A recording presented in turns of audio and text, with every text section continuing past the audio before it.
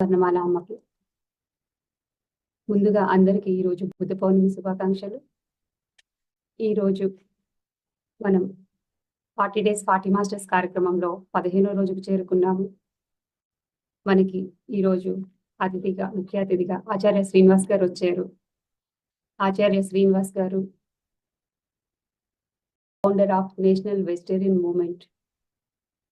విద్యార్థి దశ నుండి ధ్యానాన్ని మొదలుపెట్టి 2004లో ఆచార్య శ్రీనివాస్ గారు ఎదిగారు. ఆచార్య శ్రీనివాస్ గారి జ్ఞానాన్ని వారి మాటల్లోనే విందాం. Welcome sir.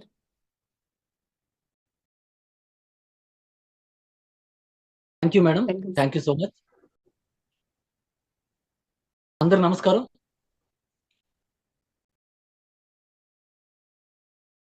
ఈరోజు బుద్ధ పౌర్ణమి సందర్భంగా మరొకసారి అందరినీ కలవడం, మనం మళ్ళీ మనల్ని గురించి మనం ఇంకొకసారి గుర్తు చేసుకోవడం,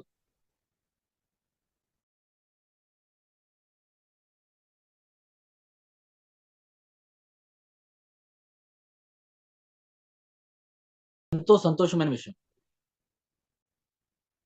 ఎందుకంటే మనం ప్రతి సందర్భాన్ని మనం ఉపయోగించుకోవాలి, మనల్ని మనం చేరుకోవడం కోసం, మనల్ని మనం అర్థం చేసుకోవడం కోసం. నా పేరు శ్రీనివాస్. నేను 2004 సంవత్సరంలో ధ్యానం మొదలుపెట్టాను. 2006 సంవత్సరంలో మొట్టమొదటిగా పత్రి సార్ని కలవడం జరిగింది. ప్రస్తుతం శాకాహార ప్రచారం కోసం విస్తృతంగా పనిచేస్తున్నాను. ఈరోజు మనం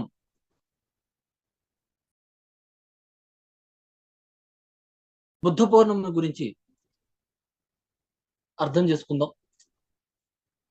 ఇందులో 2 పదాలు ఉన్నాయి, ఒకటి బుద్ధ, రెండోది పౌర్ణమి. ఈ 2 ఈక్వల్ వర్డ్స్, ఈ 2 పర్యాయ పదాలు ఒకదానికొకటి, 2 ఒకటే. పౌర్ణమి అన్న బుద్ధత్వం అన్న 2 ఒకటే. బుద్ధత్వం అంటే ఏమిటి? ఒకనొక ఆత్మ పరిపూర్ణం అవడం, పూర్ణం అవడం. అప్పుడు దాకా అసంపూర్ణంగా ఉన్న ఆత్మ పూర్ణం అవడం. సో పూర్ణిమ అంటే అదే పూర్ణత్వమే.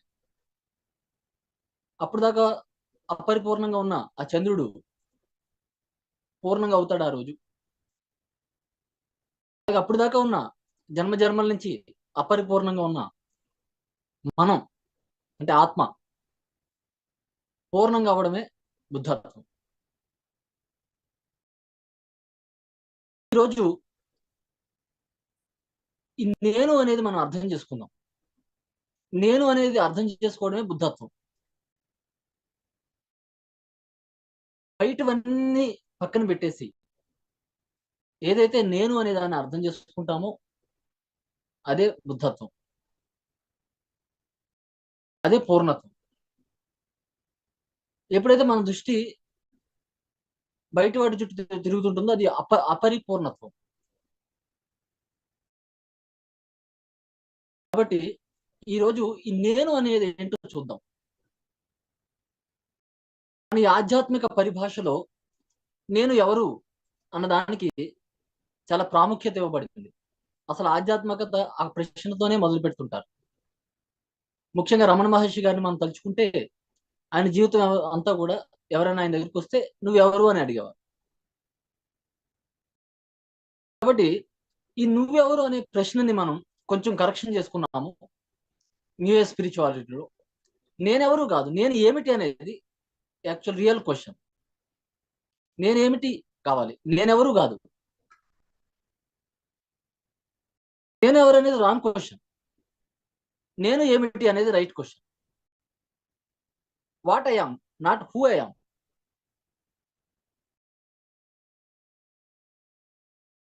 ఈ ఆధ్యాత్మికతలో ఈ ఆధ్యాత్మికత అంతా కూడా నేను చుట్టూ తిరుగుతుంటుంది.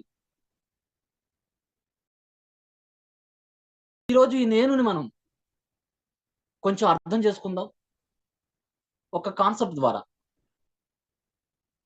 ఈ కాన్సెప్ట్ పేరు పంచవింశతి అంటారు.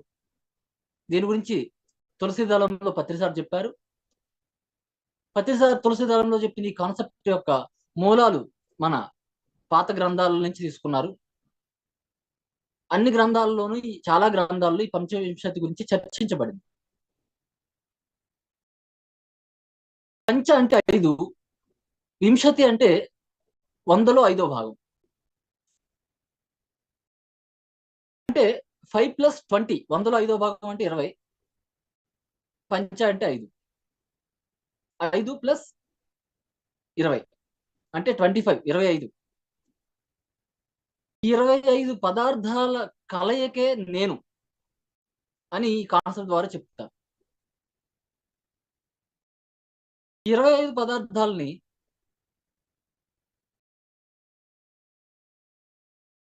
నాలుగు తొడుగుల కింద విభజించారు. వాటిని మనం శరీరాలు అని పిలుస్తాం. మొట్టమొదటి తొడుగుని కారణ శరీరము అంటాం. రెండో తొడుగుని సూక్ష్మ శరీరము అంటాం. మూడో తొడుగుని భౌతిక శరీరము అంటాం. నాలుగో తొడుగు మిగిలింది అదే. ఈ 25 పదార్థాలని 1 + 24గా చెప్తారు. అంటే జాగ్రత్తగా అర్థం చేసుకోవాలి. చాలా శాస్త్రీయంగా వివరించారు మనకి నేను అనే దాని గురించి. మనం థియరీ సరిగా అర్థం చేసుకుంటే మన ప్రాక్టీస్ సరిగ్గా ఉంటుంది. థియరీ సరిగా లేదనుకోండి, మన ప్రాక్టీస్ సరిగా ఎలా ఉంటుంది? ఉండదు. ఇప్పుడు నేను అనిత గారిని కలవాలనుకోండి, అనిత గారు అడ్రస్ సరిగా నా దగ్గర ఉంటే నేను అనిత గారిని కలవచ్చు. నా దగ్గర అడ్రస్ సరిగా లేదనుకోండి, నేను అనిత గారి ఇంటి చుట్టూ తిరుగుతాను 30-40 సంవత్సరాలు, అనిత గారిని కలవలేను. ఎందుకంటే అడ్రస్ సరిగా లేదు. అన్నీ ఉన్నాయి, డోర్ నెంబర్ లేదు. లేకపోతే డిస్ట్రిక్ట్ ఏంటో తెలుసు, ఏ విలేజో తెలీదు. విలేజ్ ఏంటో తెలుసు, ఏ స్ట్రీటో తెలీదు. సో ఆ థియరీ అనేది సరిగా ఉండాలి, అర్థం చేసుకోవాలి. అప్పుడు మన ప్రాక్టీసు సునాయాసంగా వెళ్ళిపోతుంది. పత్రిజీ ఆయన బుద్ధత్వం సంపాదించడానికి కారణం ఏంటంటే ఆయన థియరీని సరిగా అర్థం చేసుకున్నారు. ఆయన చదివిన ప్రతి దాన్ని కూడా కూలంకషంగా దాన్ని సరిగా అర్థం చేసుకున్నారు, సరిగా అవగాహన చేసుకున్నారు. అందుకే ఆయన ఆ స్వయం స్థితికి ఆయన తొందరగా చేరుకున్నారు. ఆయనకి సంవత్సరాలు పట్టలేదు, వెంటనే చేరుకున్నారు ఆయన. ఎందుకంటే ఆయన అవగాహన అట్లా ఉండేది, సైంటిఫిక్ టెంపర్ ఉండేది ఆయన. మూఢత్వం లేదు, గుడ్డితనం లేదు.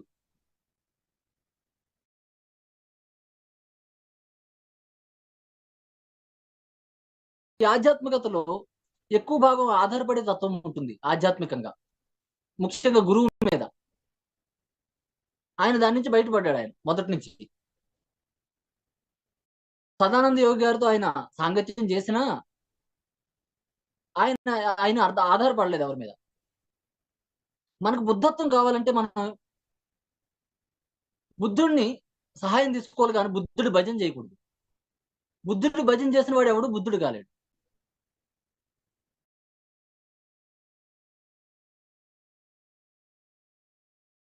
మన లక్ష్యం ఈరోజు మై డియర్ ఫ్రెండ్స్ బుద్ధుడుగా అవడం. కొన్ని వందల సంవత్సరాల క్రితం గౌతముడు అనే ఒక సాధారణమైన వ్యక్తి బుద్ధుడు అయ్యాడు. ఆయన బుద్ధుడు కాదు, ఆయన సాధారణమైన మనిషి, బుద్ధి లేకుండా ఉండేవాడు మనలాగే, సమాజంలాగే. ఆయన బుద్ధిని సంపాదించుకున్నాడు. ఆ గౌతముడు పక్కన బుద్ధత్వం చేరింది, గౌతమ బుద్ధుడయ్యాడు. అంతకుముందు కేవలం గౌతముడిగా ఉండేవాడు, సిద్ధార్థుడిగానే ఉండేవాడు. తర్వాత బుద్ధుడయ్యాడు. ఎందుకు అయ్యాడు బుద్ధుడు అంటే, ఎవరిని అర్థం చేసుకోవడం వల్ల అయ్యాడు బుద్ధుడు?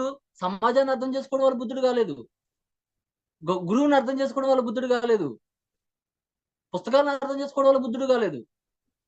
తనను అర్థం చేసుకోవడం వల్ల, నేను అనే దాన్ని అర్థం చేసుకోవడం వల్ల బుద్ధుడు అయ్యాడు. కాబట్టి మనం కూడా బుద్ధుడు అవ్వాలి. మన లక్ష్యం అదే, వేరే లక్ష్యం ఏంటి? ఆధ్యాత్మికత అంటే అదే లక్ష్యం. ఆధ్యాత్మికత అంటే నేను అనే దాన్ని తెలుసుకుని ఆ నేనులో స్థితమై ఉండడమే ఆధ్యాత్మికత. ఆ స్వయంలో హాయిగా ఉండడమే ఆధ్యాత్మికత. అష్టావకుడి యొక్క ఓవాచ ఏమిటంటే, విషయ వాంఛలను విషంలా త్యజించి నీ చైతన్యంలో హాయిగా విశ్రమించు అంటాడు. గొప్ప నిర్వచనం ఇది ఆధ్యాత్మికత. అంటే చైతన్యంలో హాయిగా విశ్రమించడమే ఆధ్యాత్మికత, బుద్ధత్వము. ఇది మనం గుర్తుపెట్టుకోవాలి. ఆధ్యాత్మికత అంటే, బుద్ధత్వం అంటే, స్పిరిచువాలిటీ అంటే ఏదేదో వెతుకుతుంటాం మనం ఎన్ని సంవత్సరాల నుంచో. ఎందుకంటే అడ్రస్ సరిగా తెలియక. నా ముందు 20 సంవత్సరాల నుంచి 15 సంవత్సరాల నుంచి కూడా బుద్ధత్వం కోసం ప్రయత్నం చేస్తున్న వాళ్ళు ఉన్నారు. ఎలా చేస్తున్నారు? ఎలా చేస్తున్నారంటే అడ్రస్ సరిగా తెలియక చేస్తున్నారు. ఎందుకంటే వాళ్ళు ఇంకా అలాగే ఉంటారు అక్కడే. చాలా టైం పడుతుంది ఇంకా. ఎందుకంటే ఆ ప్రాథమికంగా అర్థం చేసుకోలేదు. ఆ కామన్ సెన్స్ తో మనం అర్థం చేసుకోవాలి. ఈ రోజు మనము ఈ నేను అనే పదార్థం గురించి పంచవింశతి ద్వారా అవగాహన తెచ్చుకుందాం. ఈ నేను అనే పదార్థంలో 25 పదార్థాలు ఉన్నాయి. ఈ 25 కలిపి పంచవింశతి చెప్పారు. ఈ 25ని మనం 1+24 అంటారు. ఈ 24ని 3 తొడుగులుగా చేశారు. 24 పదార్థాలు, ఈ 24 పదార్థాలు ఏమిటో మనం ఒకసారి గమనిద్దాం. మొట్టమొదటి తొడుగు అని చెప్పాను, కారణ శరీరము. ఇందులో 2 పదార్థాలు ఉన్నాయి. ఒకటి చిత్తము, 2 అహంకారం. మనం ఎంతో కాలం నుంచి వింటూనే ఉన్నాం ఈ 2 పదార్థాల గురించి. ఈ చిత్తము అనే స్థితి, అహంకారమైన స్థితి, ఈ 2 స్థితులు ఎక్కడ ఉంటాయంటే కారణ శరీరంగా చెప్పారు. ఈ నేనులో ఈ 2 ఒక భాగం. మొట్టమొదటి శరీరం ఇది. అంటే ఈ 1+24లో 1 అనేది జీవుడు, అంటే చైతన్యము, శుద్ధ చైతన్యము. ఆ రియల్ ఐ అంటే నేను అనేది అదే. ఇప్పుడు నేనున్నాను, ఇలా చూస్తున్నాను నేను. ఇప్పుడు ఇక్కడ ఉన్నవాడు ఈ ఎల్లో షర్ట్ వేసుకున్న ఈ శరీరం కాదు. లేకపోతే ఇక లోపల ఆలోచించి ఈ మనసు కాదు. ఈ లోపల ఉన్న అహంకారము కాదు, ఈ చిత్తము కాదు. వీటన్నిటికి అతీతంగా ఉన్న ఒక్కటే అది.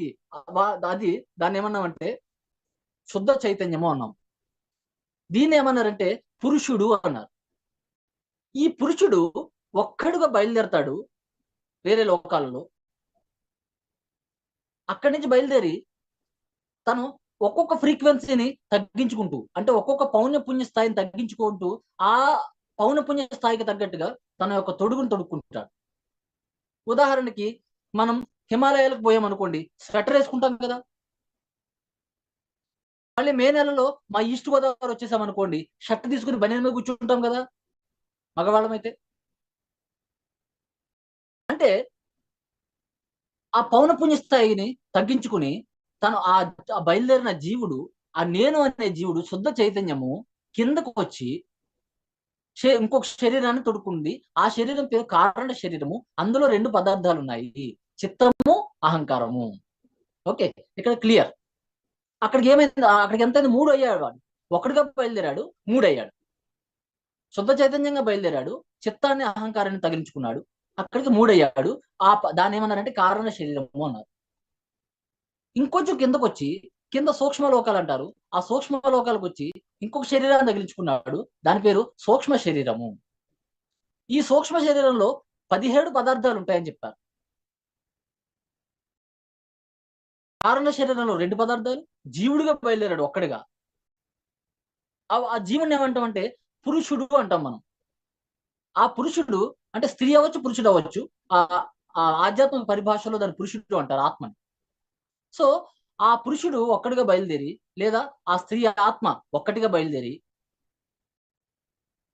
శరీరాన్ని, మొట్టమొదటి శరీరాన్ని తొడుక్కుని కారణ శరీరాన్ని, తర్వాత కిందకు వచ్చి సూక్ష్మ శరీరాన్ని తొడుక్కుని, అంటే సూక్ష్మ శరీరంలో 17 పదార్థాలు ఏంటో చూద్దాం ఇప్పుడు.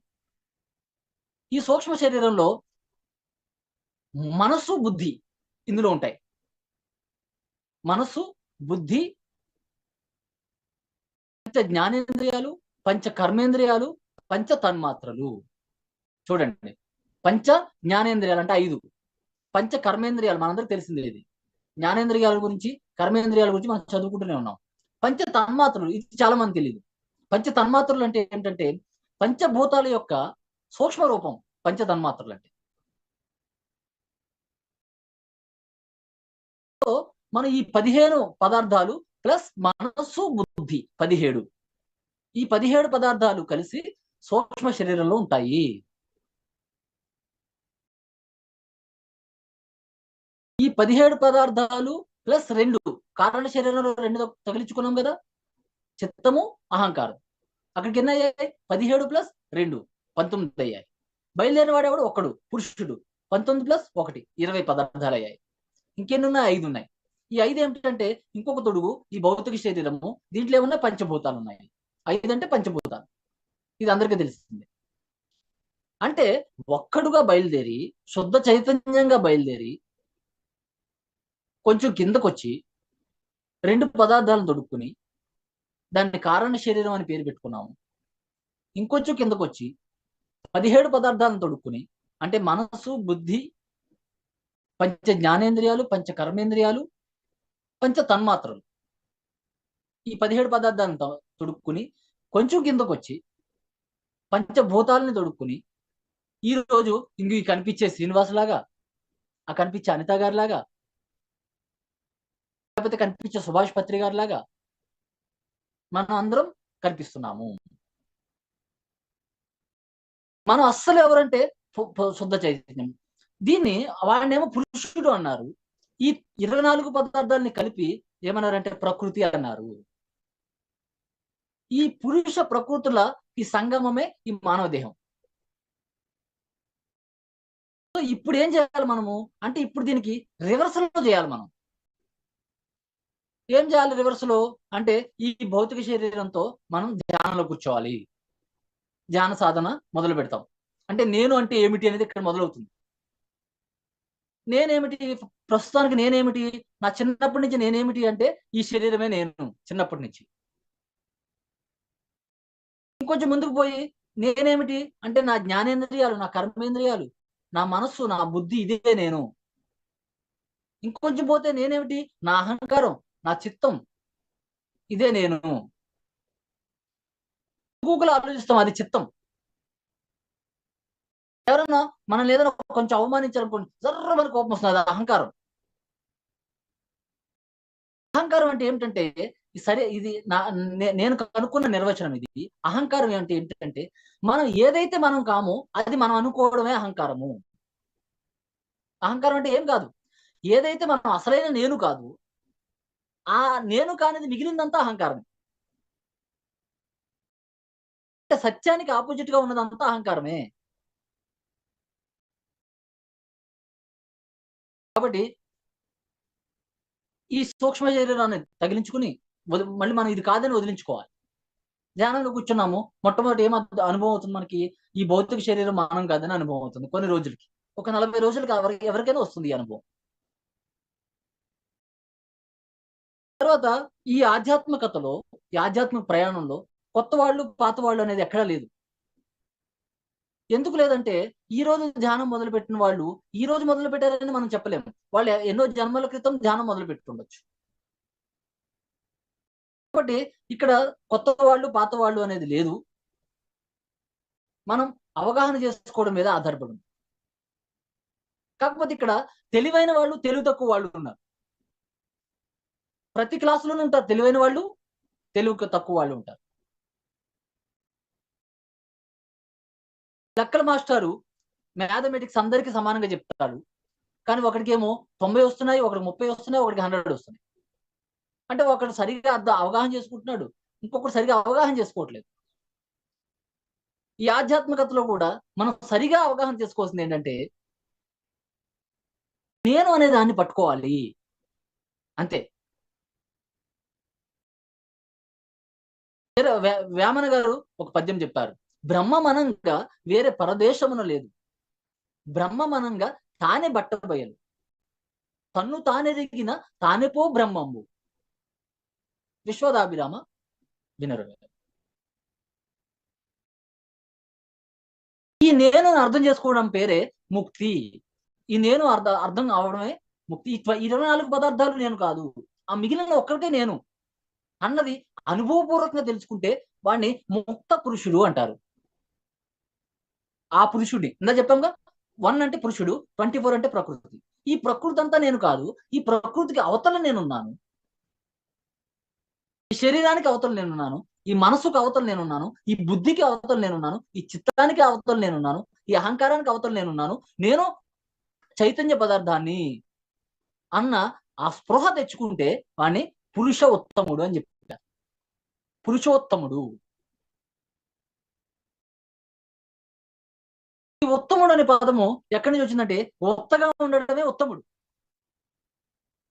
అప్పుడు దాకా 24 పదార్థాలతో బరువుగా ఉన్నాడు.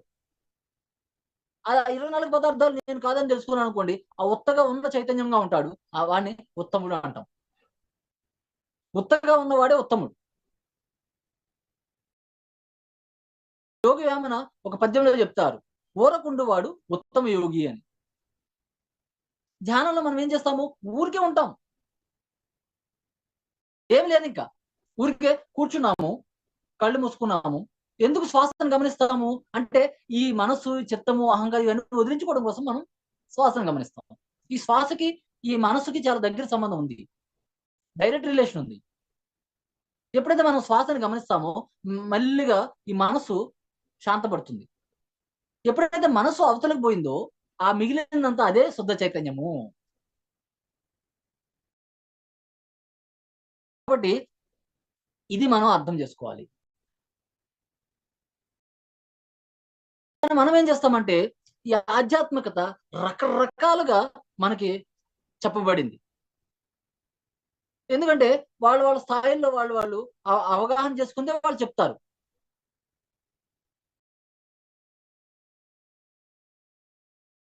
ఒకడు విగ్రహాన్ని కొలవడమే ఆధ్యాత్మికత అనుకుంటాడు, ఆయనకి అదే అర్థమైంది, కానీ అది కాదు. ఈ ఆధ్యాత్మికతను ఏమన్నారంటే సత్యము అన్నారు. ఆధ్యాత్మిక శాస్త్రానికి ఇంకొక పేరు ఏంటంటే సత్య శాస్త్రము. అందుకే సత్యాన్వేషణ అంటారు, సత్యాన్వేషకులు అంటారు. మనం సత్యాన్వేషకుడిగా ఉండాలి. ఏమిటి సత్యము అంటే, నిత్యమైనదే సత్యము, ఎప్పటికీ ఉండేదే సత్యము. చూడండి మై డియర్ ఫ్రెండ్స్, ఈ 24 పదార్థాలు అంటే 24 పదార్థాలు అసత్యము. ఆ ఒకటి ఉంది కదా, అది ఎప్పటికీ ఉంటుంది. చూడండి, దేహం ఉన్నంతసేపు దేహం ఉంటుంది, ఆత్మ దేహం నుంచి బయటకు పోయింది అనుకోండి, దేహం లేదు, అంటే ఇది అసత్యము. మనస్సు కాసేపు ఒక రకంగా ఉంటుంది, కాసేపు ఇంకొక రకంగా ఉంటుంది. మెలకువలో ఒక రకమైన మనసు ఉంది, నిద్రలో వేరే రకమైన మనసు ఉంది. అంటే ఇవన్నీ అసత్యాలు. ఈ 24 పదార్థాలు సత్యానికి విరుద్ధంగా ఉన్నాయి. ఈ ఒక్కటి, ఈ పురుషోత్తముడు, ఈ చైతన్య పదార్థం ఒకటే సత్యము, అది నేను అని అవగాహన తెచ్చుకోవడమే ఆధ్యాత్మికత. దానికోసం ఆ నేను అనే దాన్ని తెలుసుకోవడం కోసం ప్రయత్నించేవాడినే సత్యాన్వేషి అని చెప్పారు. మనం సత్యాన్వేషకులం కావాలి. కానీ ఆధ్యాత్మిక అతని బయలుదేరగానే ఏమవుతుందంటే, మన భారతదేశంలో ముఖ్యంగా వీడు దేనికోసం బయలుదేరాడో మర్చిపోతాడు. చివరికి వీడికి ఏం కావాలో మర్చిపోతాడు. మొదట్లో కొంచెం పట్టుకుంటాడు, తర్వాత మళ్ళీ విరుక్కుపోతాడు.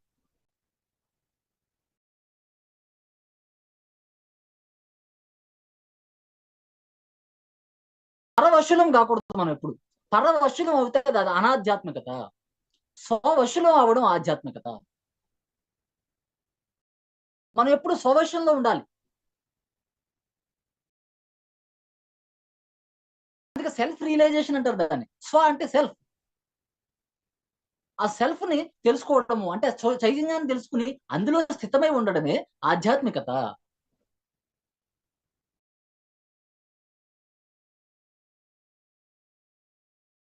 ఈ ఆధ్యాత్మిక శాస్త్రంలో మొట్టమొదటి అడ్డు విగ్రహారాధన, తర్వాత అడ్డు వ్యక్తి ఆరాధన, గురువు ఆరాధన.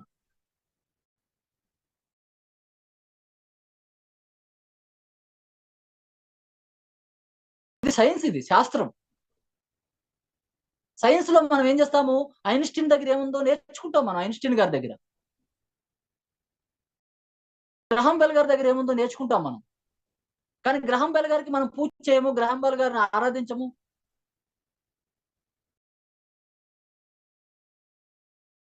ఇంకా నా ఉద్దేశం ఏంటంటే, వేరే శాస్త్రాల్లో నువ్వు ఎవరైనా ఆరాధించవచ్చు కాక, ఎందుకంటే నీకు ఆధ్యాత్మిక తెలియదు అక్కడ. కానీ ఆధ్యాత్మిక శాస్త్రంలో equal beings, we are all equal beings. Sadananda Yogi దగ్గర ఏది ఉందో అనిత గారి దగ్గర అదే ఉంది, అనిత గారి దగ్గర ఏముందో శ్రీనివాస్ దగ్గర అదే ఉంది, శ్రీనివాస్ దగ్గర ఏముందో గౌతమ్ బుద్ధుడి దగ్గర కూడా అదే ఉంది. ఈ అవగాహన లేకపోతే వాడు ఆధ్యాత్మికతలో లేడు. పత్రి గారి దగ్గర ఏదో చాలా గొప్పది ఉంది, నా దగ్గర ఏం లేదంటే వాడు అసలు పత్రి గారు చెప్పిన దానికి అర్థమే కాలేదు.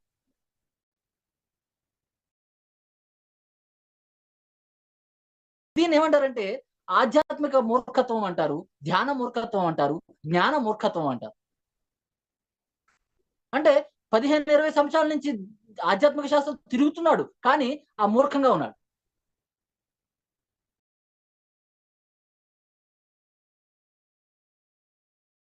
నేను చాలా మందిని గమనిస్తుంటాను, ముఖ్యంగా మన PSSM లో ప్రతిసారితో ఆ భక్తి భావమే ఉంటుంది. భక్తి ముదిరితే ధ్యానం అవుతుంది, ధ్యానం ముదిరి మళ్ళీ భక్తి కాకూడదు. ప్రతిసారి లెజెండరీ పర్సన్ డౌట్ అందులో, కానీ నువ్వు ఆరాధించాల్సిన అవసరం లేదు ఎవరిని. ఆయన సదానంద యోగిని ఎప్పుడు కూడా ఆయన దగ్గర ఏదో అన్యంగా ఉంది, నా దగ్గర ఏమి లేదు అన్న భావన ఎప్పుడు ప్రకటించలేదు ఆయన. ఎందుకంటే అది ఆధ్యాత్మిక శాస్త్రం విరుద్ధం, సత్యానికి విరుద్ధం, సత్య విరుద్ధం అది. కాబట్టి ఏ సంఘం వాళ్ళైనా, ఏ ఆధ్యాత్మిక సంఘం వాళ్ళైనా గురువు పట్ల మనం ఎప్పుడు ఈక్వల్ భావంతో ఉండాలి. అప్పుడే నువ్వు అంతర్వాడు అవుతావు, లేకపోతే నీకు లక్ష్యం లేదు. భక్తుడు ఎప్పుడు కూడా సత్యం తెలుసుకోలేడు, ఎందుకంటే అక్కడ అన్యంగా ఉంది అనుకుంటున్నావు నువ్వు, అది వేరు, నువ్వు వేరు అనుకుంటున్నావు. తత్వాన్ని అర్థం చేసుకోలేడు. తత్వం అంటే ఏమిటి? తత్ అంటే అది, త్వం అంటే నీవు, అదే నువ్వు, నువ్వే అది. దీన్ని మన వేమన గారు ఒక పద్యంలో చక్కగా చెప్పారు. పూజ చేయక చేయగా పూజారి తానాయి, పూజ్య వస్తువెల్ల భువని తానే, ఏడ పూజ చెయ్య ఎల్ల దిక్కులు తానే, తానే నేను నేనే తాను అని చెప్పారు. చూడండి, పూజ చేయక పూజారి తానయ్యే. పూజ చేయక ఏమవుతుంది? పూజ చేస్తుంటే పూజారి అవుతావు నువ్వు.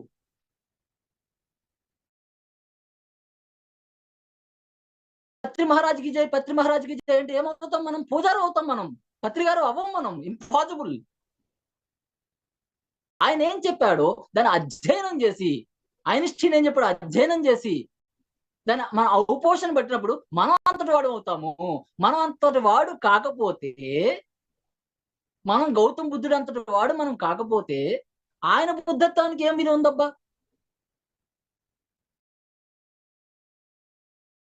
కాబట్టి వీటిని మనం అర్థం చేసుకోవాలి.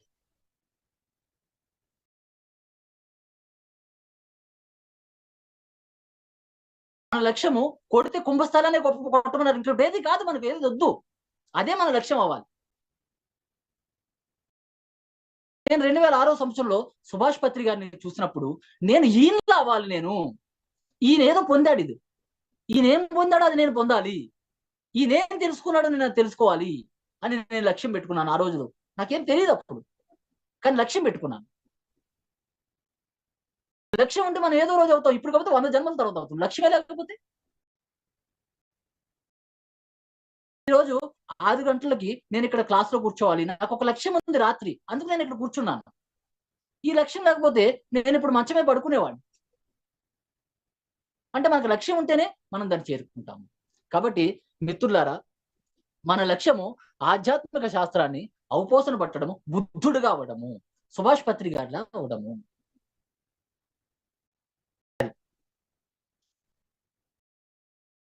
కాబట్టి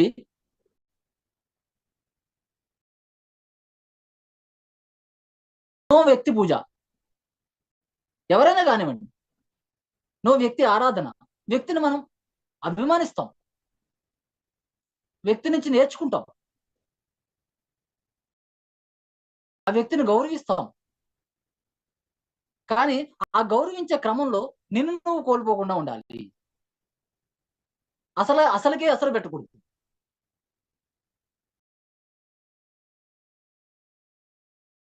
కాబట్టి ఈరోజు మనం ఈ యొక్క 24+1 ఈ పంచవింశతిని మనం అర్థం చేసుకుంటున్నాము. మళ్ళీ ఒకసారి గుర్తు చేస్తున్నాను, పురుషుడిగా మనం బయలుదేరుతాము, ఒక్కడమే బయలుదేరుతాము. బయలుదేరి కొంచెం కిందకు వచ్చి చిత్తము అహంకారము రెండు తగిలించుకుంటాం, దాన్ని కారణ శరీరము అన్నాం.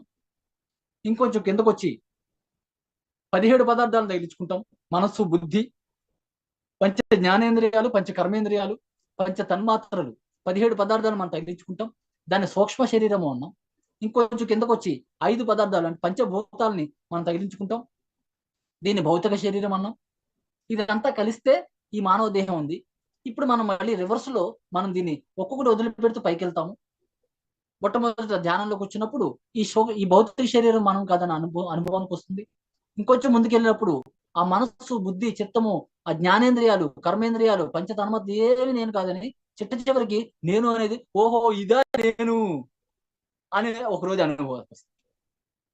నేను 2004లో నా ప్రయాణం మొదలుపెట్టిన 2017లో నేను తెలుసుకోగలిగాను. టైం పడుతుంది కొంచెం. నిజమైన సత్యాన్వేషకుడికి సత్యం తెలిసే తీరుతుంది, కొంచెం సమయం పడుతుంది. మనం ఓపికగా, సహనంగా సత్యం తెలుసుకోవాలన్న ఆ జిజ్ఞాసతో మనం ప్రయాణం చేయాలి.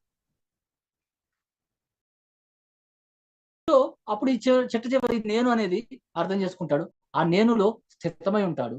అంతే, అక్కడతో కేల్ కథం అయిపోయింది. అక్కడతో ఇంకింతకన్నా ఆధ్యాత్మికత నాకు తెలిసి ఇంకేం లేదు. ఇంకాసేపు వీటి దగ్గరికి వద్దాం మనం, అనుభవాల దగ్గరికి, సూక్ష్మ శరీరయానం దగ్గరికి, లేదా మూడో కన్ను దగ్గరికి. వీటి గురించి కొంచెం అవగాహన తెచ్చుకుందాం. అనుభవము అంటే అనుభవం ఈజ్ అనుభవం, అంతే, అయిపోయింది అది. నేను ఒక అర్ధగంట క్రితము ఒక కాఫీ తాగాను. కాఫీ తాగడం అనేది ఏమిటి? ఒక అనుభవము. ఇప్పుడుందా కాఫీ? అయిపోయింది, అది అనుభవం అయిపోయింది. ఆ కాఫీ అనేది ఒక అనుభవం, ఒక అనుభూతి, అంతే. అలాగే సూక్ష్మ శరీర యానం అనేది ఒక అనుభూతి. లేదా సంకల్ప శక్తి. నేను ఎన్నో సంకల్పాలు పెట్టుకునేవాడిని మొదట్లో, అన్ని సంకల్పాలు నెరవేరాయి. జీవితాంతం సంకల్పాలతోనే ఉంటాను. ఇంకా సంకల్పాలతో ఉంటే ఇంకెప్పుడు మోక్షం వస్తుంది? సూక్ష్మ శరీరానంతోనే ఉంటే ఇంకెప్పుడు మోక్షం వస్తుంది? ఆ సూక్ష్మ శరీరం నువ్వు కాదని చెప్తుంది మోక్షం అనేది. నేతి నేతి నేతి అనేవాడు గౌతమ బుద్ధుడు. అంటే ఇది కాదు, ఇది కాదు, ఇది కాదు, ఇది కాదు, ఇది కాదు, ఇది కాదు. మొదటి పదార్థం నేను కాదు, రెండో పదార్థం నేను కాదు, 22వ పదార్థం నేను కాదు, 23వ పదార్థం నేను కాదు, 24వ పదార్థం నేను కాదు, 25వ పదార్థం అది నేను అన్నది అనుభవానికి రా. కాబట్టి ఈ అనుభవాలు వస్తూ ఉంటాయి, పోతుంటాయి. రకరకాల అనుభవాలు వస్తాయి. ఇప్పుడు భౌతిక జీవితం ఉంది, మనకి ఎన్ని రకాల అనుభవాలు ఉన్నాయి? ప్రతి అనుభవాన్ని మనం ఇది నాకెందుకు వచ్చింది, అది నాకెందుకు వచ్చింది, ఇదంతా కూడా ఒక ఫోబియా, స్పిరిచువల్ ఫోబియా. ఇది ఇట్లన్నింటిలోంచి మనం బయటికి రావాలి. అనుభవం వచ్చింది, ఓకే, నెక్స్ట్ పోవాలి, ముందుకు వెళ్ళిపోవాలి మనం. ఉదాహరణకి మనం ఒక రోడ్డు మీద పోతాము, రోడ్డులో ఒకడు హార్న్ కొడతాడు ఒక బైక్ మీద, ఒకడేమో లైట్ వేసుకుని ఇంకొక బైక్ తో వస్తాడు, లేకపోతే ఇంకొకడు స్పీడ్ గా వస్తాడు. మనం ప్రతి వెహికల్ ఎందుకు వస్తుంది, ఎందుకు అలా జరిగింది, ఎందుకు ఇలా జరిగింది అని క్వశ్చన్ వేసుకుంటాం మనం. లేదు, మన ప్రయాణం మనం చేసుకుంటూ పోతాం, గమ్యాన్ని చేరుకుంటాం. అలాగే ఎలాంటి అనుభవాలన్నా కానివ్వండి, ఎందుకంటే అన్ని అనుభవాలు మళ్ళీ కలిసిపోతాయి, ఏముండదు. చివరికి ఏముంటుంది? ఆ నేను అనేది ఆ శాంతిమయంగా తయారవ్వాలి. అందుకే మన భారతీయ సంస్కృతిలో ప్రతి మంత్రానికి చివరి ఏం చెప్తారు? ఓం శాంతి శాంతి శాంతి అంట. అంటే ఆ శాంత స్థితి మనం సంపాదించుకోవాలి. దాని పేరే మోక్షము. మోక్షానికి అర్థం నిర్వచనం ఏమిటి? మోహక్షయమే మోక్షము. మోహాన్ని క్షయం చేయాలి, నాశనం చేయాలి, అదే మోక్షం. మోహం అంటే ఏమిటి? 24 పదార్థాలు మోహమే. 24 పదార్థాల్లో ఏ స్థితిలోనూ ఉన్నా మోహమే. ఈ 24 పదార్థాలు ఏదైనా నువ్వు అనుకుంటే అది మోహమే.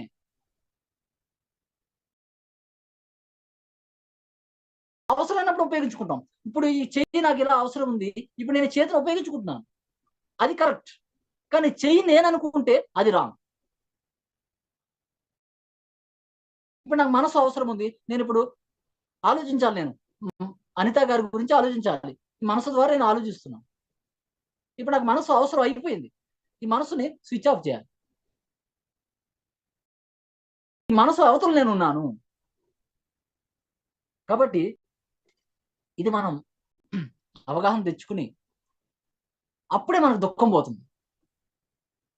దుఃఖం పోగొట్టుకోగలగడమే ఆధ్యాత్మిక బుద్ధత్వము. చూడండి, ఇది ఒక నిర్వచనం. ఎక్కడన్నా దుఃఖం ఉంటే మళ్ళీ అక్కడ బుద్ధత్వం లేనట్లు లెక్క. ఇవన్నీ లిట్మస్ టెస్ట్లు అనమాట. ఎక్కడైనా గురువు ఆరాధన ఉందనుకోండి, గురువుని భక్తులు తయారవుతున్నారు అనుకోండి, అక్కడ ఇప్పుడు రమణ మహర్షి గారికి భక్తులే అంతా, అరుణాచలం నిండా భక్తులే. పౌర్ణమి వస్తే చాలు 20,000 మంది తిరుగుతాం. ఆ రమణ మహర్షి ఎస్సెన్స్ తెలియదు ఎవరికి. వడ వాక్కుంటా తిరుగుతాం, ఆయన జీవితంతో మౌనంగా ఉన్నాడు. అది అనాధ్యాత్మికత.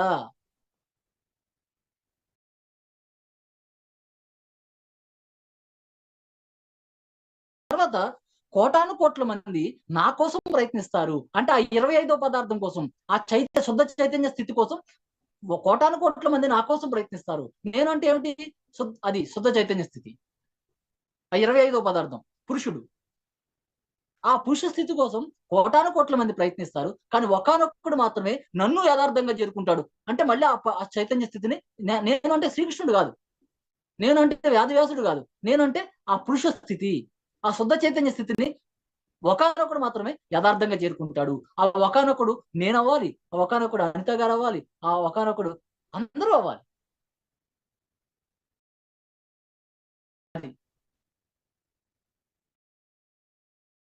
గౌతముడు బుద్ధుడైతే నీకేమొస్తుంది? కొంచెం వస్తుంది. ఆయన యొక్క బుద్ధత్వ పరిమళాలు, లేకపోతే ఆయనతో సహచర్యం ఆ జీవితంలో నువ్వు జీవిస్తే కొంచెం లాభాలు వస్తాయి. కానీ అదంతా సత్యం, అది టెంపరీనే అదంతా. కానీ నువ్వు బుద్ధుడు అయితే జన్మ చక్రం నుంచి బయటపడవచ్చు, కర్మ చక్రం నుంచి బయటపడవచ్చు. కాబట్టి మిత్రులారా, మాస్టర్ యొక్క మాటలు కొంచెం కఠినంగా ఉంటాయి, కఠోరంగా ఉంటాయి. దాన్ని మనం సరిగా అర్థం చేసుకుంటే మన యొక్క ఆత్మ ప్రయాణానికి అది సరిగ్గా ఉపయోగపడుతుంది. ఈరోజు ఈ యొక్క పంచవింశతి అన్న కాన్సెప్ట్ ని అందరూ అర్థం చేసుకున్నారనుకుంటున్నాను. ఆ వ్యాసుడు చెప్పినట్టు కోటాను కోట్ల మంది నా కోసం ప్రయత్నిస్తారు, కానీ ఒకనొకడు మాత్రమే యథార్థంగా చేరుకుంటాడు. ఆ అందరూ కూడా ఒకనొకళ్ళు ఉండాలని నేను కోరుకుంటూ thank you so much. Thank you sir. Buddha Purnima సందేశం చాలా అద్భుతంగా చెప్పారు. బుద్ధుడిని పూజించడం, బుద్ధుడు అనుకోవటం కాదు, ప్రతి ఒక్కరూ బుద్ధుడిగా మారాలి. అప్పుడే మనం అదే అసలైన నిజమైన బుద్ధత్వం అన్నది చక్కగా అద్భుతంగా వివరించారు. ఫ్రెండ్స్, మా సార్ని ఏదైనా అడగాలనుకుంటే ఎవరైనా అడగొచ్చు. చక్కగా మనకి 20 నిమిషాల సమయం ఉంది. హ్యాండ్ రైజ్ చేయండి.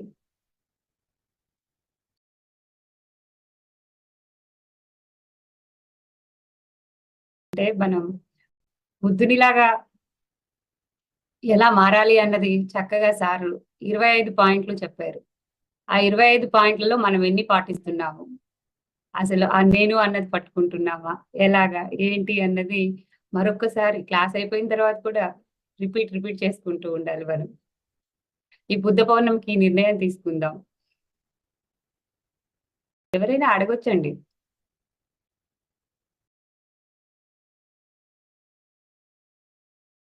అందరూ బుద్ధం శరణం గచ్చామి అని మానవులో ఉన్నట్లున్నారు.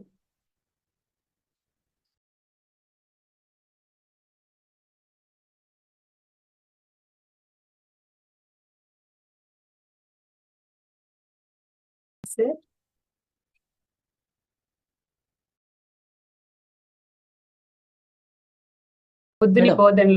బుద్ధుని బోధనలు మనం ఎలా మన జీవితంలో ఉపయోగించుకున్నారంటారు? అంటే కొన్ని మనం పాటిస్తాము, కొన్ని పాటించలేము. అది మనం ఎలా అన్వయించుకోవాలి? అంటే ఈ ఈ జీవితంలో ఈ భూమి మీద ఎలా సంచరించాడో బుద్ధుడు మనకి ఒక బ్రహ్మ విహారాలని ఒక 4 పాయింట్స్ చెప్పారు. మనకి ఎన్ని రకాలుగా ఉన్నాయి? 2 రకాలుగా ఉంది. ఒకటి ప్రాపంచికంగా, 2 ఆధ్యాత్మికంగా ఉంది ఈ జీవితం. సో ఈ బ్రహ్మ విహారాల్లో 4 పాయింట్లు ఏంటంటే 2 ఆధ్యాత్మికంగా, 2 ప్రాపంచికంగా. ఏమిటి 4 పాయింట్లు అంటే మైత్రి, కరుణ, ముదితము, ఉపేక్ష. మైత్రి అంటే మిత్రత్వం. మనం ఎవరితో పట్ల మిత్రత్వంగా ఉండాలి అంటే మనకంగా ప్రాపంచికంగా బాగున్న వారి పట్ల ఎప్పుడు మిత్రత్వంగా ఉండాలి.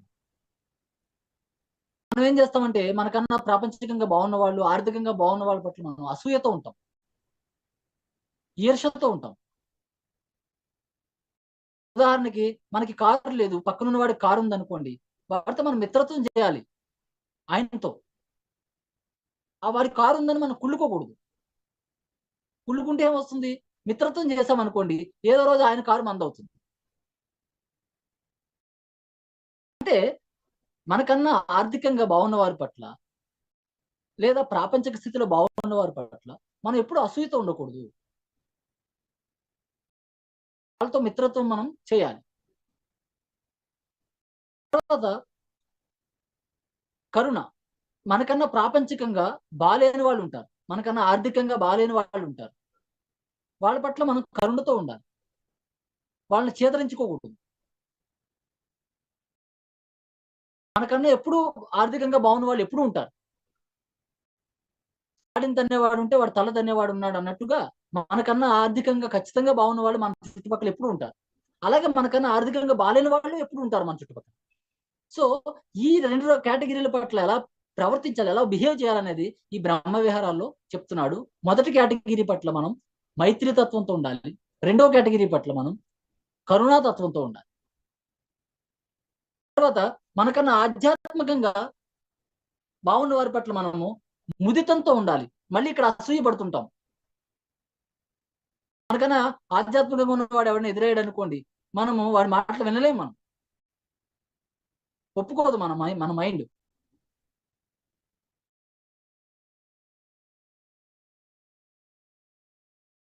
కానీ మనం ముదితంతో ఉండాలి. ముదితం అంటే అసూయ లేకుండా.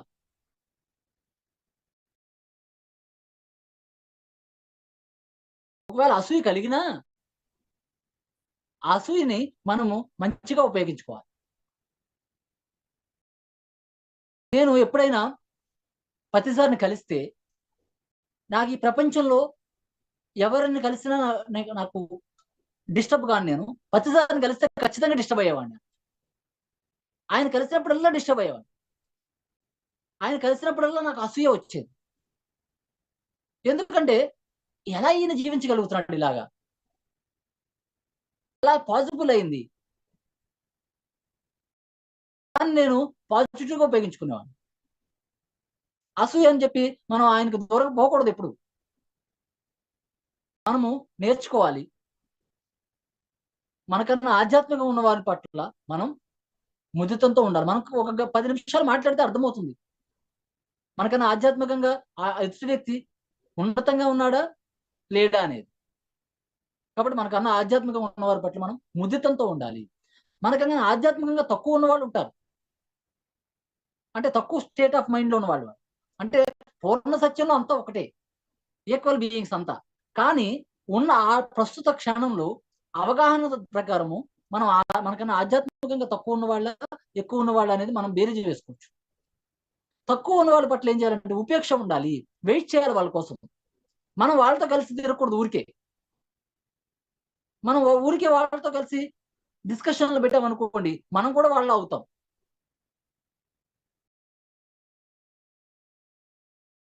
మనం సజ్జన సాంగత్యం చేయాలి, దుర్జన సాంగత్యం చేయకూడదు. దుర్జనుడు అంటే ఏమిటి? చెడ్డవాడని కాదు.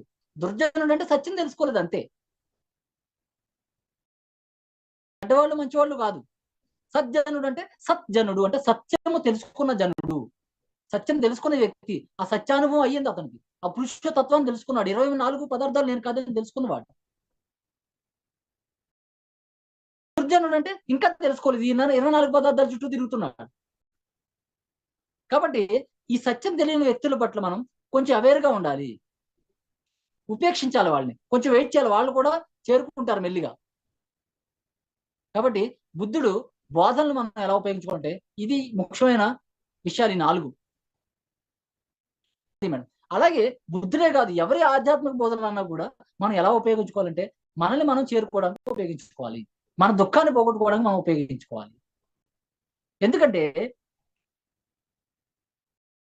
ఒక మాట చెప్పారు, ఆత్మలో మోక్షాయచ జగత్ హితాయచ అని చెప్పారు. అంటే ఆత్మలో మోక్షం వస్తే జగత్తుకి హితము, ప్రపంచానికి మంచి జరుగుతుంది, సహజంగా జరుగుతుంది. ప్రపంచానికి మంచి చేయడం కోసం మనం ఏం చేయక్కర్లేదు, మనం ఆత్మలో మోక్షం సంపాదించుకుంటే చాలు. ఎవరికైతే ఆత్మలో మోక్షం లేదో వాడు ఎప్పుడు ప్రపంచాన్ని డిస్టర్బ్ చేస్తూ ఉంటాడు, ఖచ్చితంగా చేస్తాడు. ఈ హింస సృష్టించే వాళ్ళందరూ కూడా అందుకే హింస చేస్తూ ఉంటారు వాళ్ళు. ఎందుకంటే లోపలంతా అలజడిగా ఉంటారు,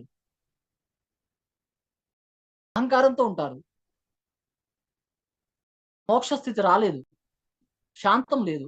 అప్పుడు ఏం చేస్తాడు? అందరిని డిస్టర్బ్ చేస్తూ ఉంటాడు. తన దుఃఖంలో ఉన్నవాడు ఇంకొకటి దుఃఖం రప్పించగలడు, తాను ఆనందంలో ఉన్నవాడు ఇంకొకరికి ఎప్పుడు దుఃఖాన్ని రప్పించలేడు.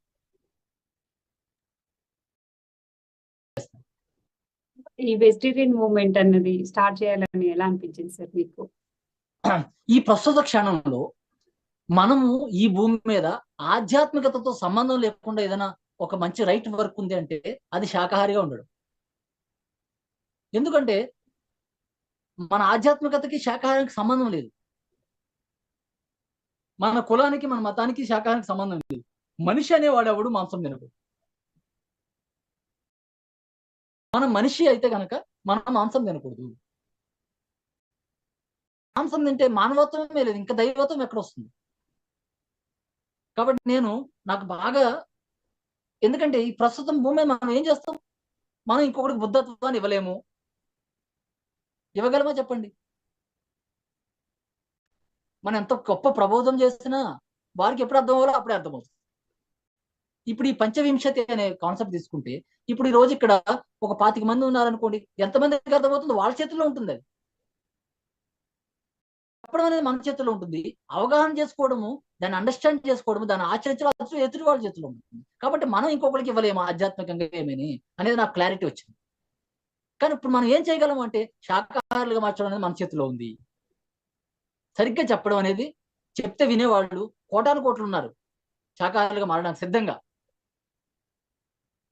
మాంసం తినకూడదు అనే విషయం సాధారణ ప్రపంచంలో చాలా మందికి తెలియదు. నాకు తెలియదు, నేను అందుకే మాంసం తిన్నాను. నేను తెలుసుకున్నాను, మాంసాన్ని విడిచిపెట్టేశాను. నేను ఆధ్యాత్మికత కోసం మాంసం వదిలిపెట్టలేదు, మాంసం తినకూడదు కాబట్టి తెలుసుకుని మాంసాన్ని విడిచిపెట్టాను. కాబట్టి ఈ వెజిటేరియన్ మూవ్మెంట్ యొక్క ఐడియా ఏమిటంటే, ఎలాంటి కమ్యూనిటీలతో సంబంధం లేకుండా, ఎలాంటి ఆధ్యాత్మికతతో సంబంధం లేకుండా ఈ యొక్క వెజిటేరియనిజాన్ని విస్తృతంగా మానవ జీవితంలోకి తీసుకురావడమే ఈ యొక్క వెజిటేరియన్ మూవ్మెంట్ యొక్క ఐడియా. అంటే వెజిటేరియనిజము ఒక మహోద్యమం కావాలి, పుట్టిన ప్రతి బిడ్డకి తెలియాలి. మనము పిల్లలకి ఒక కత్తితో ఇంకొకరిని పడవకూడదని తెలుసు. ఎలా తెలిసింది? వాళ్ళకి చెప్తున్నాం మనం పిల్లలకి, అందరి పిల్లలకి తెలుసు. ఇప్పుడున్న 10 సంవత్సరాల పిల్లలందరికీ కూడా ఒక కత్తితో ఒక మనిషిని పడవకూడదని తెలుసు వాళ్ళకి. కానీ మాంసం తినకూడదని తెలియదు. ఎందుకు తెలియదు అంటే ఎవడు చెప్పట్లేదు.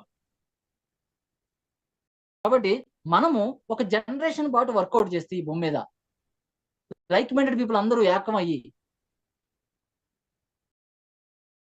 మన యొక్క ఈ యొక్క కమ్యూనిటీ హిపోక్రసీ, ఈ యొక్క స్పిరిచువల్ హిపోక్రసీ అంటే మూర్ఖత్వం, వీటన్నిటిని పక్కన పెట్టేసి ఏకత్రాటి మీద మనందరం కూడా పనిచేస్తే ఖచ్చితంగా ఒక జనరేషన్ పాటు మనం పనిచేస్తే అట్లీస్ట్ ముందు భారతదేశం శాకాహార దేశం అవుతుంది. మిగిలిన దేశాల సంగతి తర్వాత చూద్దాం, ప్రపంచం సంగతి తర్వాత చూద్దాం. ముందు అట్లీస్ట్ మనం ఈ గడ్డ మీద ఈ యొక్క 150 కోట్ల మంది మధ్యన మనం ఒక విప్లవాన్ని తీసుకురావచ్చు శాకాహారం. అది మేడం.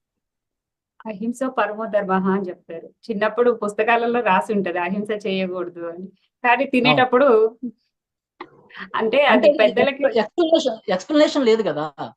ఇప్పుడు అహింస పరమో ధర్మ అంటే ఒక మంత్రం అనుకుంటారు అంతే.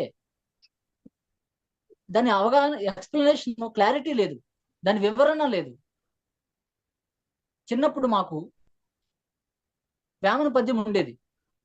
ఏదైతే మన పత్రిక గారు చెప్పారో, పక్షి జాతి బట్టి పరగ హింసలు పెట్టి కుక్షి నిండ కూడు కూరుటకును వండి తినేడి వాడు వసుధ చండాలుడు విశ్వదాభిరామ వినురవేమ.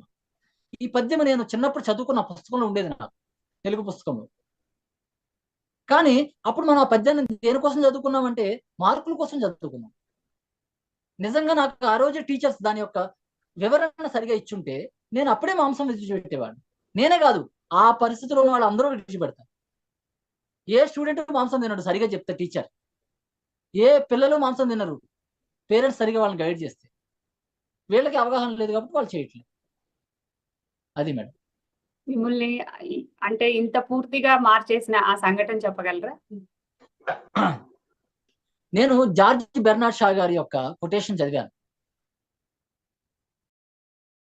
దాదాపు ధ్యానానికి రాకముందు, ఒక కొన్ని నెలల ముందు. ఆ కొటేషన్ ఏంటంటే, మన కడుపు శ్మశానం కాదు, మృత కళేబరాలని దాచుకోవడానికి అని ఉంది. ఆ ఒక్క సెంటెన్స్ తోనే నేను దాన్ని అర్థం చేసుకోగలిగాను. అప్పటికి నేను ఒక టోల్గేట్ లో పనిచేసేవాడిని. అక్కడ మాకేం చేస్తారంటే వారానికి 2 రోజులు మాంసం పెడతారు, ఒక రోజు గుడ్డు పెడతారు. నేను అది చదివిన తర్వాత వెంటనే నేను నిర్ణయం తీసుకున్నాను. ఆ నిర్ణయం అయిన కొన్ని రోజులకి నాకు ధ్యానం దొరికింది.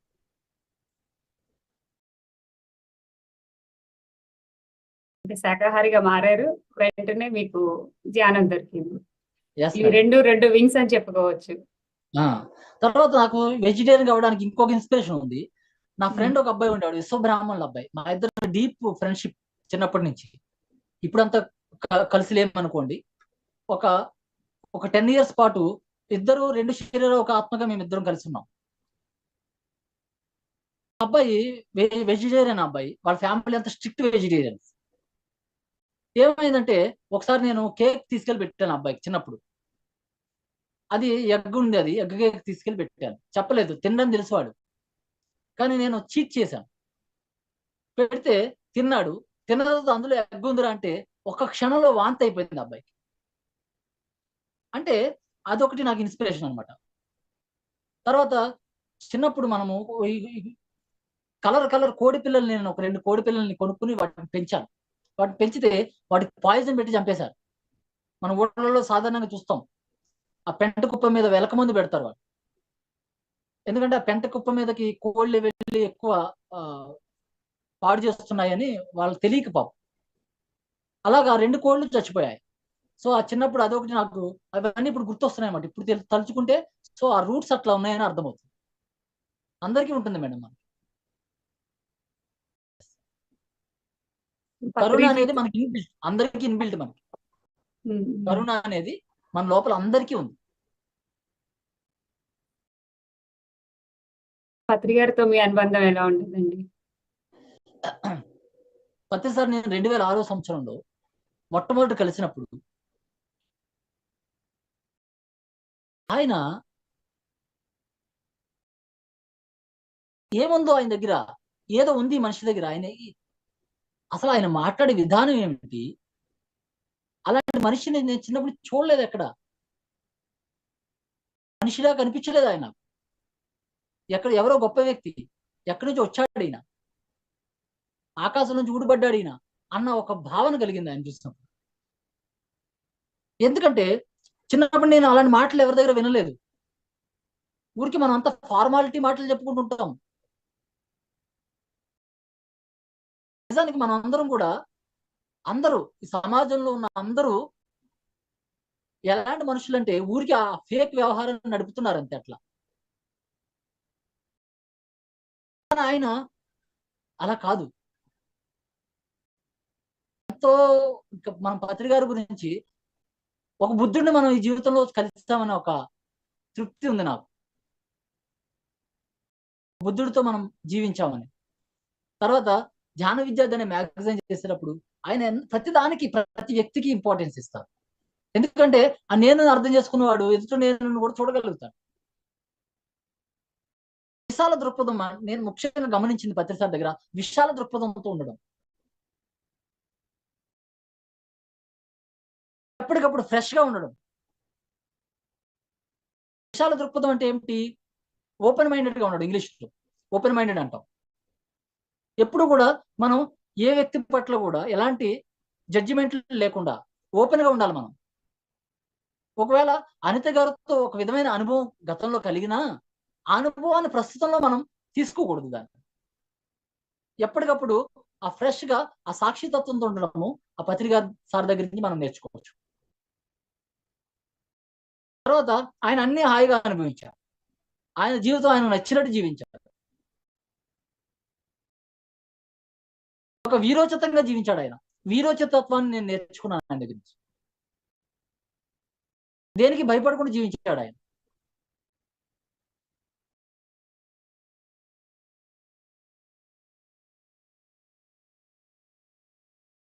అలాగే ఆయన పెట్టుకున్న లక్ష్యం కోసం కొన్ని త్యాగాలు కూడా చేశాడు ఆయన. ఆయన చుట్టూ ఉన్న ఎంతో మంది మూర్ఖుల్ని భరించాడు. కుటుంబాన్ని భరించాడు. ఆయన చాలా. అలాగే ఆయన కూడా మనం అందరం భరించాం. రెండు ఉన్నాయి. కాబట్టి ఈ పత్రికారిని అర్థం చేసుకోవడం, బుద్ధుని అర్థం చేసుకోవడం రెండు ఒకటే. కానీ మనము మళ్ళీ అక్కడ ఆగిపోకుండా, నేను ఇందా చెప్పిన పాయింట్ ఏంటంటే అక్కడ ఆగిపోకుండా మనం ఆయన ఎలా ఉన్నారో మనం అది లక్ష్యం పెట్టుకోవాలి. అది సరైన అవగాహనతో సరైన సాధన చేసుకుంటూ. ఎస్. అంటే నేనేం ఆలోచించానంటే, ప్రతిసారి లాంటి వ్యక్తులు మళ్ళీ మనం ఇంకొకరిని కలవలేకపోయాం. ఎందుకు కలవలేదు అంటే ఎవరికి అది అర్థం కాలేదు. నిజానికి ఆ ట్రూత్ అనేది అర్థం కాలేదు. 30 సంవత్సరాల నుంచి పత్రిసార్తో పాటు ఉన్న వాళ్ళు ఉన్నారు. 20 సంవత్సరాల నుంచి పత్రిసార్తో పాటు ఉన్నారు. 15 సంవత్సరాలు పత్రిసార్తో పాటు ఉన్న వాళ్ళు ఉన్నారు. ఆయన తిన్న కంచంలో తిన్న వాళ్ళు ఉన్నారు. ఆయన పడుకున్న మంచమే పడుకున్న వాళ్ళు ఉన్నారు. కానీ ఆయన ఎందుకు కాలేకపోయారు అంటే లక్ష్యం లేదు అంటే నేను ఐడెంటిఫై చేశాను. అలా నేను అవ్వకూడదని డిసైడ్ అయ్యా. థ్యాంక్ యూ అండి. సరి అయిన లక్ష్యాన్ని పెట్టుకొని మనం ఆ లక్ష్య సాధన దిశకై మన సాధన చేస్తూ ఉంటే అన్ని సక్రమంగా సరిగా ఉంటాయి. అంతే. లక్ష్యం ఉంటే అన్ని ఉంటాయి మేడం. లక్ష్యం అనేది ఉంటే అది ఏదో రోజు మనం తీసుకెళ్తుంది. Thank you sir. సరైన లక్ష్యాన్ని పెట్టుకొని ఆ సాహసంతో కూడిన నిర్ణయం తీసుకొని బుద్ధ ప్రబోధిత ఆనాపాన సతి చేస్తున్నాము. మన పత్రి గారు చెప్పింది ఏదైతే అవన్నీ మనం సదా ఆచరిస్తూ ఉంటే ఇలాంటి మాస్టర్స్ యొక్క అనుభవ జ్ఞానాన్ని మనం తీసుకుంటూ వింటూ ఉండటం కాకుండా మనం కూడా సాధన చేసి ఆచరిస్తూ ఆ సత్యాన్ని తెలుసుకొని మనం కూడా ముందుకు వెళదాం. మీరు వచ్చి మాకు ఇంత చక్కగా మీ జ్ఞానాన్ని అందించినందుకు చాలా thank you sir. Thank you madam. Thank you so much. Thank you అండి. ఫ్రెండ్స్, ఇప్పటి వరకు విన్నారు కదా సార్ యొక్క అమూల్యమైన సందేశాన్ని. ఈరోజు రోజుకొక కొత్త మాస్టర్ అనుభవ జ్ఞానాన్ని తీసుకుంటూ మనకి సీనియర్ మాస్టర్ల విలువైన సమయాన్ని మనకి ఇస్తున్నారు. మనం కూడా మన విలువైన సమయాన్ని ఇక్కడ 2 గంటల సేపు పెడుతున్నాము అంటే మనం దానికి ఎంతవరకు మనం ఆచరిస్తున్నాము, ఎంత మారుతున్నాము అన్నది మనం చూసుకోవాలి. ఇప్పటి వరకు మనం తెలుసుకున్నవి ఎంతవరకు తెలుసుకొని ఆచరిస్తున్నాం అన్నది మనల్ని మనం గమనించుకుందాం. ఇంత గొప్ప అవకాశం ఇచ్చినటువంటి మన గురుదేవులకి ఇంకొకసారి హృదయపూర్వక నమస్కారాలు చెప్పుకుందాం. అందరూ పిఎంసి డిజిటల్ ని సబ్స్క్రైబ్ చేయండి. ఈ విలువైన సందేశాన్ని లైక్ చేయండి, అందరికీ షేర్ చేయండి. మళ్ళా రేపు ఉదయం 5 గంటలకి యథావిధిగా కలుసుకుందాం. Thank you all masters. Thank